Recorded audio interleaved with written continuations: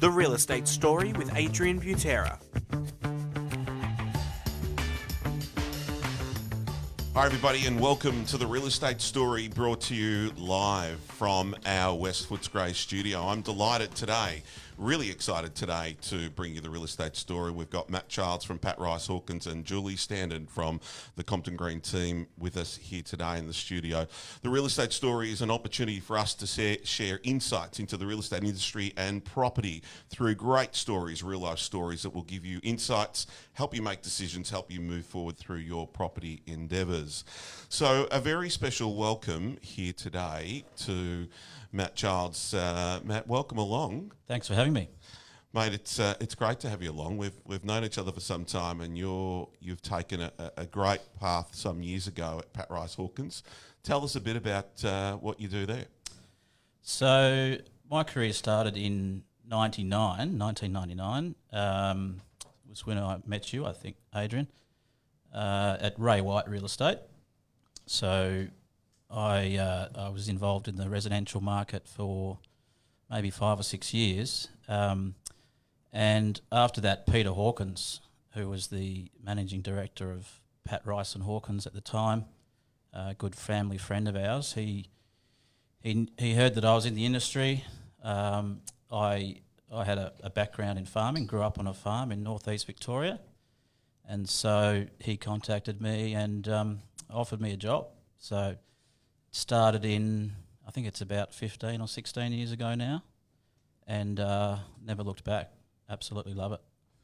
Tell us, Pat Rice Hawkins, to me and to many of our listeners, they'd be familiar with the brand as a bespoke rural agency. How would you describe the firm? Yeah, that's pretty accurate, I would have thought. It's a boutique agency, a Melbourne-based boutique agency, and we specialise in a very niche market. So we handle the sales of rural property, but it's predominantly a more prestigious line, I like to think.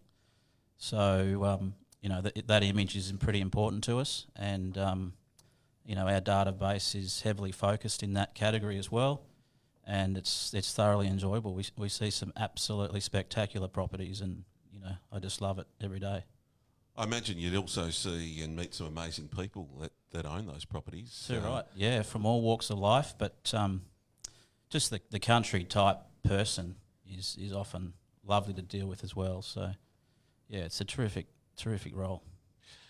I think we've had the chance to look at I've had the chance to look at some of your real estate, only because I've got huge curiosity and have a bit of a dream myself one day to own a rural property. I'm going to get there. Tell us about, what do people look for most when they're looking at some of those rural properties? What's the biggest request that you get from buyers? So I would have to say the most important element would be the land side of things. So similar in residential real estate, as we know, land is king. So not just the size of the land, but the quality of the soil is pretty important for any farming pursuit, really. So whatever type of soil they're looking for is an important part of what they're buying. Give me an example. Give us an example. What sort of soil and for what reasons? There's cattle country, there's sheep country, there's cropping country, there's an equine type of country as well. So it's not just the location of it, but the soil type. So, sheep can graze on lighter soils, whereas cattle require a heavier type of country and a certain rainfall and or maybe irrigation. So, whereas sheep don't necessarily like it if it's too wet, neither do horses. So there's a whole range of different requirements just depending on the person's pursuit, really. But then there's also the lifestyle category as well. So a lot of what we sell is in the lifestyle category, and that's really governed by, I suppose, more aesthetics than anything, and location. So, a lot of people want to be an hour and a half out of Melbourne or closer in that regard, or they want it to be in a picturesque region. So it just depends largely on the buyer, what it is they're looking for. But land and probably water, water's always important, whether it's a water supply or an irrigation entitlement or just a river or a stream that's flowing through it, which is probably what you'd want, Adrian. I would like a river running through it. A river somewhere would be wonderful. Walk out the door and a dozen paces later I'd be standing in a river. Sounds like a lot of fun, actually. Yeah, I'm with you. When you talk about water entitlements, I always had a fascination of wanting to understand more. Tell us a bit about water entitlements. What does that mean? You're on a river, you've got so many megalitres. Explain to us what that means. How long have we got? Because that's such a confusing and detailed situation, because it varies from river to river, stream to stream, zone to zone, waterboard to waterboard. But to put it simply, a lot of properties that have an irrigation entitlement is predominantly just like buying shares in a business, really, in a company. So the property might have frontage to that water source, which is the first step, but then the farmer or the vendor would need to have water shares with the relevant water authority. So you would have to purchase, say, 100 megalitres of water, and those shares can be traded to anybody. So you can buy water and trade in water shares sitting at a desk here in Melbourne. You don't necessarily have to be a farmer, which is part of the problem, in my opinion. But so you would have those water shares, which would then allow you to irrigate your land and grow whatever it is you're growing. You can also lease the water, so you don't have to just buy the water permanently. You can lease it from someone else that has invested in it. And so, but it changes everywhere you go. The water can come from underground, from a channel, from a dam, from a river, all different places. Sounds like potentially opening a can of worms there, but very interesting understanding how that the commercial component of it works. Now, tell me, do people get it wrong? Do they buy a property and choose to, and I'll use an example of plant 100 olive trees and go, gee, there's just not enough water to irrigate these, and where do I bring it in from? How do I collect it? Have you seen examples where that's happened? No, not really. I mean, the sort of level of money that we operate in, most people are smart enough and understand it, most cases maybe more than I. So I can't say there's too much experience in seeing those errors. As I say, most people do their due diligence before buying it at that volume of money. With those bespoke boutique lifestyle properties that you talk about, if you had to narrow it down and say, this is what I get asked all the time, and we were talking about before the interview, you were getting more calls from buyers just wanting real estate at the moment, wanting some farms. What, if you could have more of one particular style of property, perhaps even a location, what would it look like? It's probably what you're chasing, actually. It's what you probably don't want to hear, but water frontage is always big, whether that's a lake or a river or the beach. And location as well. So as I said before, 90 minutes is kind of that magic line that everyone seems to draw. And aside from that, it would just be the aesthetics. So, generally an undulating type area with heavy country and good cover with trees and things, but not necessarily an open, flat terrain, which is, pretty good for cropping, but not great for lifestyle. How about every now and again we see some properties which are I won't say hundreds of thousands of acres, but thousands and thousands of acres. They're big holdings, big commercial purposes. What's that market like? And are there large organisations actively seeking out whether it's grazing for cattle or sheep? Tell us a bit about that.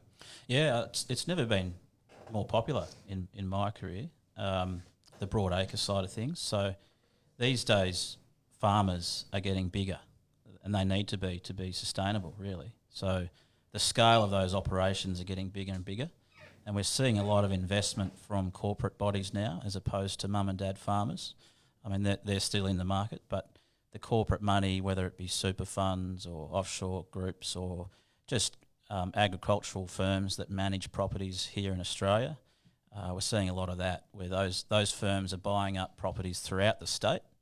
And they're diversifying what they're doing, not only from a climate point of view, but just from a farming pursuit as well. So they're getting into dairy, sheep, cattle, everything so that they're diversified throughout the industry. So yeah, it's never been more popular, the broadacre side of things, from what I know.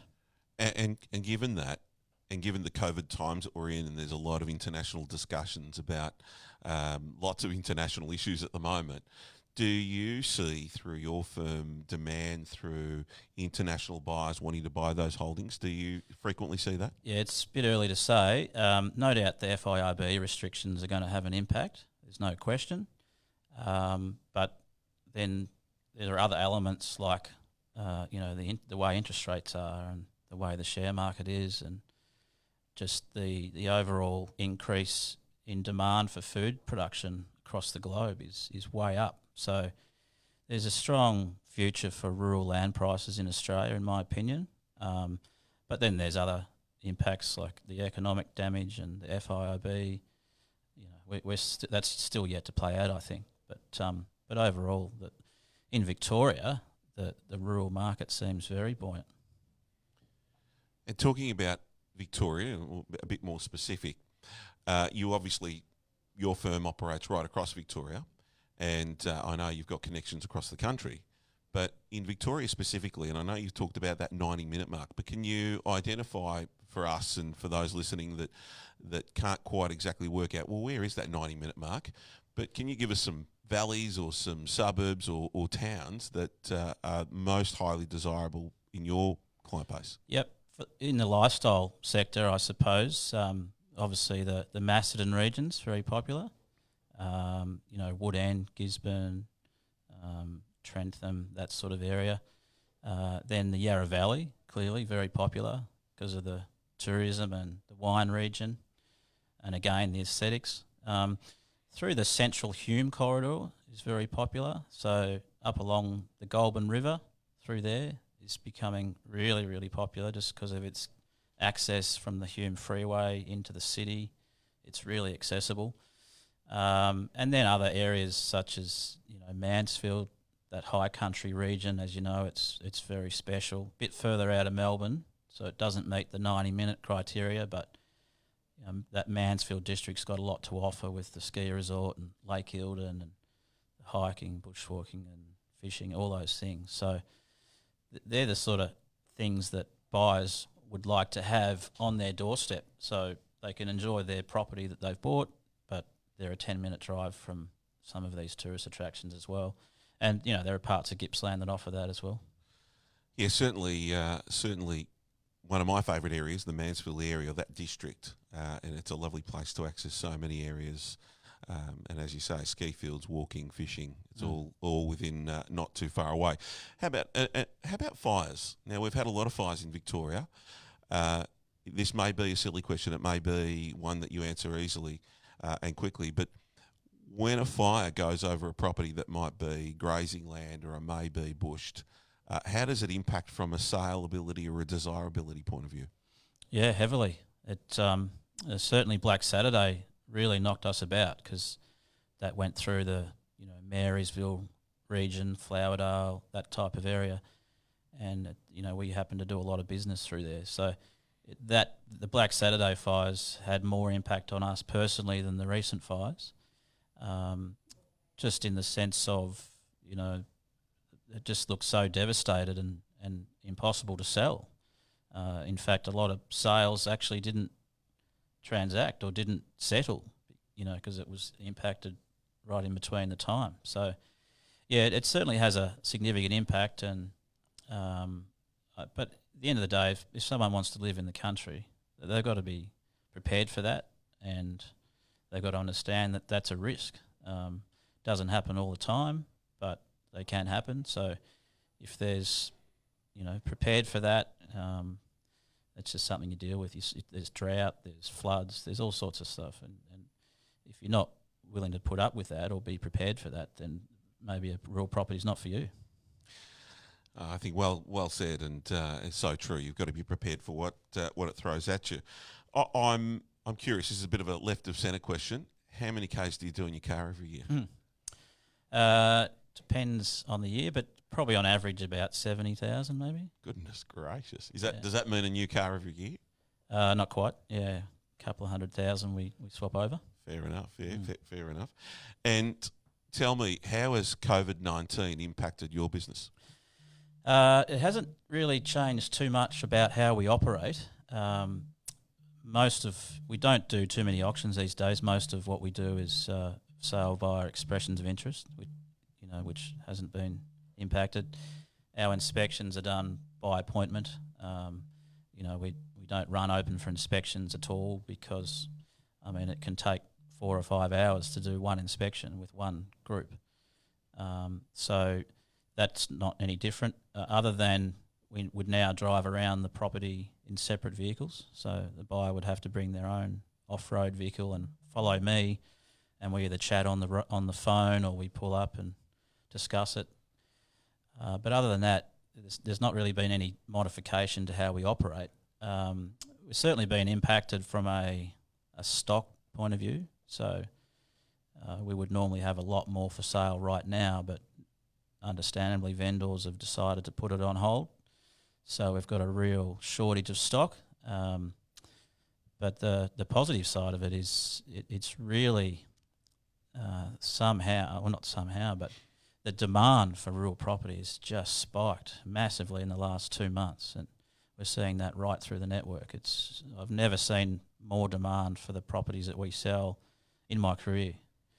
Yeah, that's amazing, isn't it? And we've heard so many people have gone to their retreats, their holiday houses, in perhaps your case farms. They've gone away to those areas because of COVID, and they've been in isolation there. It's really amazing that this is going to change the landscape. Many people have said that this COVID's going to change our landscape for a long time, and that may be one of the changes. Tell me. You talk about, so it really has significantly changed when you're getting people in their separate car as you drive around the property. But the one thing that stood out there is that 5 hours for an inspection. How do you qualify a buyer? You might have to travel 3 hours to get there, and the last thing you want is them to pull the pin when you're an hour away. Give us an insight. How you operate from that point? Yeah. Look, it's a good question because we've had to do a lot of that over the years, and thankfully, since when I first started. It was a lot harder because didn't have that experience, but just learnt to know pretty quickly from conversations. You can pick up pretty much straight away whether they're a serious, genuine buyer or not, just based on the questions they're asking. And you ask them things around how long have they been looking, where have they been looking, what is it that you wanting to do with the property. So there's a lot of ways to do that. You can't get it right every time, but the positives from when I first started to now is we can present properties so well online with the use of drone videos and all the footage and photography and social media and all those things. The buyer themselves don't need to waste their time either. They can actually determine whether it's a suitable property from their desktop before making the trip themselves. So we're getting less inspections these days, but the quality is much, much higher, whereas back 15 years ago it was a different story. Yeah, it's amazing. It really has changed. The drone footage, and I see so many of those, particularly rural properties with the drone footage, and it's that together with some wonderful photos. It's pretty self-explanatory. Yeah, it's a magnificent aspect, and in some cases it can actually look too good, and the property doesn't present as well. So there's a fine line there, but thankfully most of what we sell is pretty special. Matt, my final question, it's a bit of a simple one. What's the next big sale? What's the next big one you're working on? Oh, I don't want to moz it, AB. There's an off-market one working on at the moment in the Western District. It's a sheep cropping place. So it'd be nice to get that one together. It's sort of a higher volume of money, probably the biggest in my career.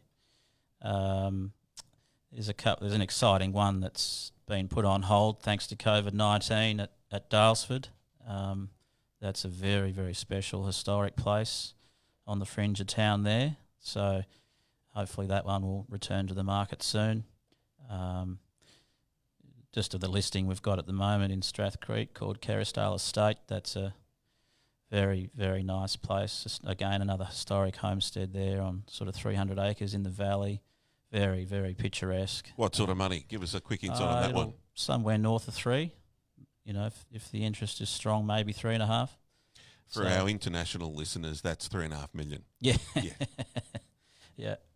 And, it's good value for money, really. Just 3 million doesn't get you much in Williamstown. Oh, get you something. Yeah, but not 300 acres. No, not 300. That's probably all of Williamstown. Yeah. Matt, thank you so much for joining us. I really appreciate it. I know you could have been in anywhere in Victoria today, and you're here in downtown West Footscray. So I really appreciate you taking the time, joining us on the Real Estate Story. Thank you very, very much, and stay with us as we go into the second part of our show. Thanks very much. My pleasure. Matt Childs, thank you. Are you on the move with a smartphone in hand? Go to comptongreen.com.au and our mobile-friendly website will make it easy to find the latest listings for sale and rent in the Inner West.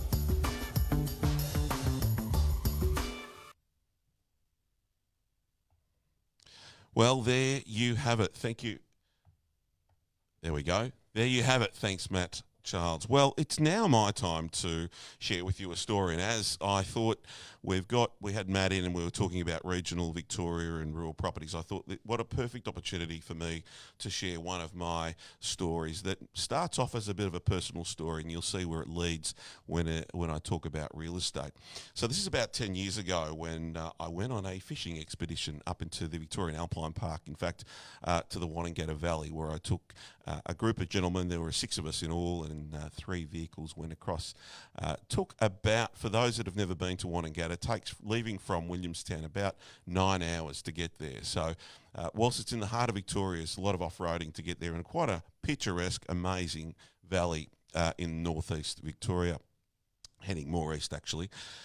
The Victorian Alpine Park is an amazing destination, closed through the winter months. In fact, it's going to close in a couple of weeks, as all the Victorian parks, they're already closed because of COVID. But it's one of those very difficult to get to places, and through the winter months gets a lot of snow as well. So we were going on a fly fishing expedition, and it was ultimately a few blokes camping, some good food, some good wine, and an amazing experience. I was 24 hours into the trip, and the heavens opened up. Now, to give you an idea, just to get to our campground, we had to cross 6 rivers just to get there, and obviously that's 4-wheel driving across. And we crossed the 6 rivers, we got there, set up camp, and not long after, with the heavens opening up, the rivers went from about 300-400 mil to about 1.5 meters.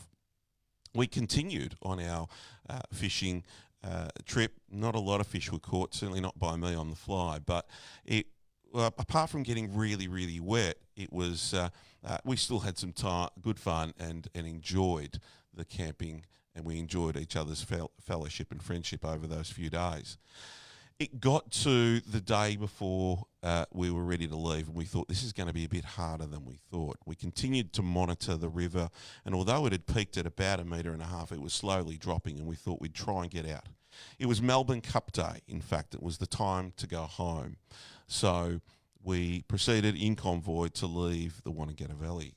And after our first crossing, we sunk 2 of the vehicles. We managed to get them out. A few flat tyres, no vehicle damage. We then proceeded on to the next river crossing, where at that river crossing we realised how scary and dangerous this was going to be. And for some of you listening, you think how silly, how stupid, you would never cross a river. You're right. I never, ever would cross a river like that again, given the circumstances. But I would say to you, we did what we did. We got across the second river crossing, and when we got to the third, we realised it was not passable. Just to paint a picture, the few of us that were there, I was younger of the group, my father-in-law was with me, there were a few other older gentlemen, that we were all enjoying a great trip away, but we were all a little bit nervous, so we weren't able to get out.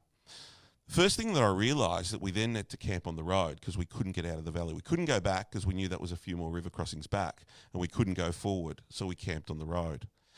The next day we got up, there were 2 of us that decided we'd go into the Wanangata Flat and we'd hike there. It was about 10 kilometres to get there, and hope that someone was still camping there that could communicate with the outside world. I will say to you that we didn't have a satellite phone, we didn't have an EPIRB, we weren't prepared with those emergency communications. I will also say to you, I have both of those now. It was amazing. We walked the 10Ks, we got to the Wanangata Flat to find what we believed no one was there at all. And why would they be? It was after a long weekend. It was the Wednesday after, and everybody had well and truly gone home. However, we were fortunate. We saw just the top of a vehicle just right near the river flat, and we walked over, and to our delight, there were a couple still there, and they had a satellite phone. I made one call, firstly to Dee. I said, darling, we're okay, everything's fine, but what I need you to do is ring all my friends that are auctioneers, because I'm not sure that I'm going to make it home by Saturday. Now, for those real estate agents that are listening in, you'll know very well that the Saturday before a long weekend and the Saturday after a long weekend, often you've got quite a few auctions, and that was the case. I was leading up to a very, very busy Saturday after the Melbourne Cup. I said to her, ring all those that I know and reach out to the auctioneering community, because I'm just not sure I'm going to make it home. My next call was to the Victoria Police, which were great. They asked if we could check in every day, which we were able to, because this couple then could follow us back. We'd walk over the hills and would use their phone the preceding days. The next few days that took place was very simply communicating. We were monitoring the river dropping, and it was the Thursday before Victoria Police actually flew a helicopter out to the valley. They'd gone from Essendon to I think Hayfield, pick up some supplies at Hayfield. A local police officer, there they were hovering above us as they were dropping some supplies, and we were really comfortable and safe, but we just wanted to get out. We all wanted to get home to our families, and I wanted to make sure I could get home to my auctions on the Saturday. We were very lucky because we knew that we saw the river drop, and we saw that we were then going to be able to cross the next two rivers, and then the couple that lent us the satellite phone would get us across the final river. And we did. So it was late Friday afternoon. We were across. We're in the flat. We were safely across, and we knew that we only had 9 hours drive back to Melbourne. I got home about 1 o'clock in the morning. I was well prepared and to have a good night's sleep and ready to do my auctions on the Saturday. The essence of this real estate story is very, very simple, that the real estate community did come good. Every single one of my auctioneering friends did say that they would help out and call an auction for me that Saturday, from all different companies, from all walks of life. And I've always believed that if there was ever another auctioneer in need that got caught up, that might have had an incident in their family that just might not have been able to call an auction, that they could reach out to another auctioneer, regardless of what company they may work for, and to be able to help out another colleague that might be in need. A really great story. It was the ironic part of it all was, I believe, I never heard it firsthand, but many people reported it back to me, but the 3AW rumour file on the Friday was well-known Melbourne auctioneer stuck in the Victorian High Plains and not able to conduct his auctions this weekend.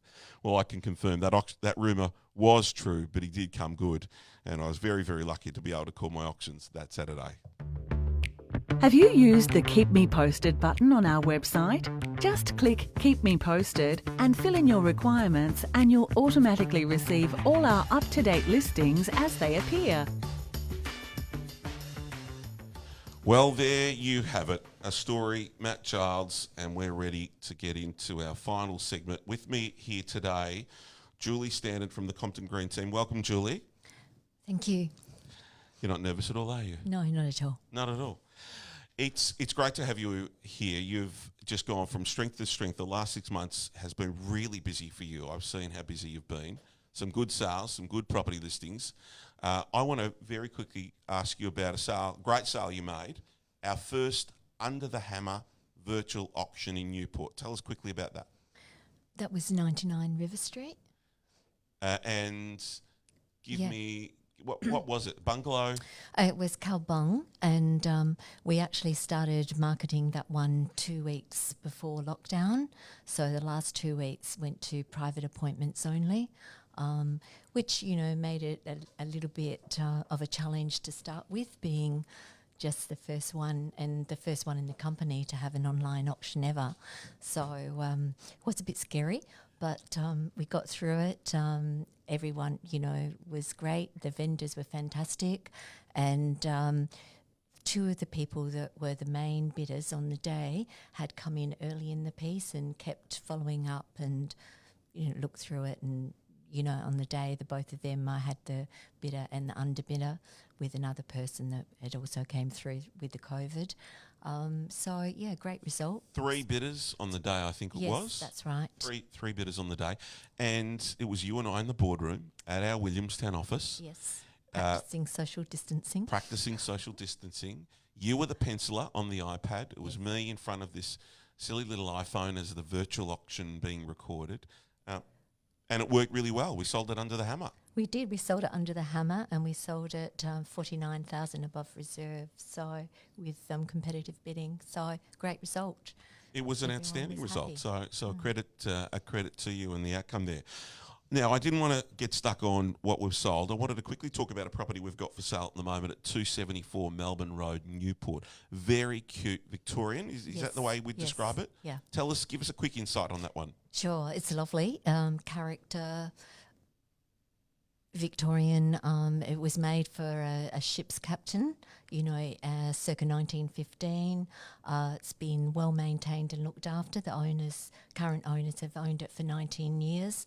6 months ago, they moved to the country with their employment, and they've spent the last 6 months just touching it up, doing a new bathroom, new flooring, painting, just to present it how they would love it. And they've How many bedrooms? 3 Is that one? bedrooms, 3 double bedrooms, really good size, high ceilings, character features inside as well.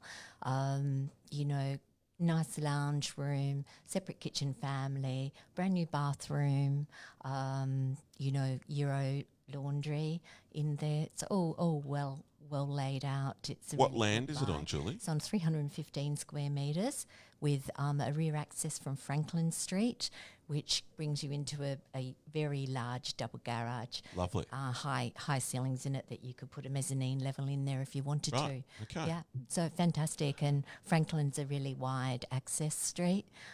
So that's, fabulous as well. The house is fully equipped with hydronic heating throughout, split systems in all the bedrooms. Nothing to spend. Move straight in. Move straight in, nothing to spend. What sort of price point, Julie? 1.15 to 1.2. There you go. Yeah. And I will say, it's on Melbourne Road. Now, I would say fairly confidently that if that was in a back street, it'd be worth a lot more money. Yes, most definitely. But they've done things like we've got heavier glass, thicker glass in the front windows there. You do not hear the traffic. I'm sure it's really a great spot, just close to Newport Village and the train station. So it's a really good buy. It's a great buy. And when is it going to auction or private sale? It's going to auction on the 13th of June. Couple of weeks. Yeah, couple of weeks. Couple of away. weeks. Yeah. Let's say a 12 couple of o'clock. weeks to play it safe. Yeah. Julie, thank you for the insights. Thank you for filling us in on what we've done. Some great activity there in Newport. Ladies and gentlemen, thank you for being a part of the real estate story. It's been a delight to have Matt Childs, Julie Standen. Thank you for the insights on Newport. Matt, thank you for the insights on the local market throughout regional and rural Victoria. Listeners, thank you very much. We'll see you next week.